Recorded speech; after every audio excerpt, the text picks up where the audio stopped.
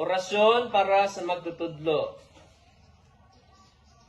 Ang bata gipalampaso nagkiat na slide unsay tubag. Among dakong sala. Ang bata nikatkat og kahoy nahulog unsay tubag. Among dakong sala. Ang bata nakigsumbagay nga bukol unsay tubag. Among dakong sala. Ang bata nanguhag damang napaakan unsay tubag. Among dakong sala. Ang bata nagating klases ni ambak sa pader na mo unsay tubag. Among dakong sala. Ang bata na dagandagan nakasab-an, na-depress ang bata unsay tubag. Among dakong sala. Ang bata nakaigit sa purol katawan sa classmates unsay tubag. Among dakong sala. Ang bata naguyab-uyab na sakpan gipatawag sa principal unsay tubag. Among dakong sala. Ang bata ni sibat nagmotor-motor na disgrasya unsay tubag. Among dakong sala.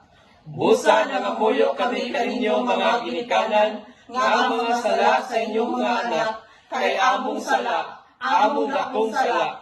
Busa mga brod na kami.